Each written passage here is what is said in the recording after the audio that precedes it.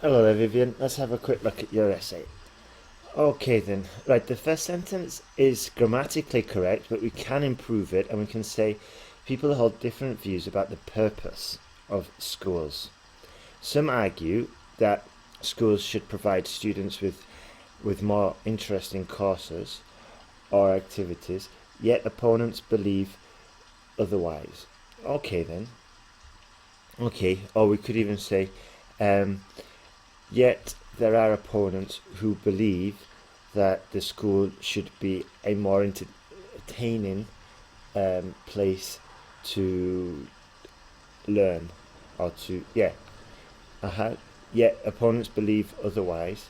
There isn't that much content in this last sentence, okay? Which in good English practice is not really acceptable. But it's not good style. Yeah, a good way to think about your English when you're writing English is that every word must count. Yeah, if you can imagine that you have to pay £1 for every word that you put on your paper, yeah, you would make sure that every single word is going to communicate something because it's so expensive to put on there. Okay, so if you bear this idea in mind, your writing is going to be a lot more concentrated. Yeah, it's like the difference between tomato juice and tomato concentrate. And ideally, what we want to aim for is strong, concentrated language. Okay, and that's from an academic point of view and from good English style. Yeah, with the IELTS essay, it's a little bit different. Yeah, because you do need to show the examiner lots of different styles, so you do have to use the passive. However, if you can bear this in mind, that you're paying £1 for every word, then before you write the word, you'll start to think, okay, is this communicating everything, or is this a real good use of the words I have? Okay, so just bear that in mind for when you're writing the next essay. All right, let's go. From my point of view, schools should keep educating as their main aim while offering extracurricular activities for their students. This essay will discuss both views and examples from China to demonstrate points and common practices of prestigious universities in the US to support arguments.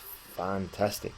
On the one hand, it is beneficial for schools to implement courses with entertaining features or with an element of entertainment, such as offering drama lessons, forming marching bands, and establishing OM groups, which enables students to produce various robots. Okay, attending these courses not only provides students with amusement, but also widens their horizons. Okay, attending these courses not only provides students with amusement, but also widens their horizons. Studies by the Institute of Education in Peking University in China, good, show that participating interest groups in schools enables students to train their right brains. Okay, to train the we could say to train the right cortex of the brain and therefore boost creativity for future development. Okay, in this way, schools are engaged to set certain courses with. Okay, we've already used amusement, and amusement is it's here you're talking about maybe a more stimulating, dynamic educational process, whereas amusement is usually referring to just pure entertainment, pure laughs and giggles and things like that. So what we could say is schools are encouraged to set certain courses with a dynamic and creative with dynamic and creative factors in their curriculum. Okay? On the other hand, traditional courses constitute an indispensable and imperative part of school life. Learning these courses in schools usually equips students with a solid academic foundation to further pursue higher education, and even prompt them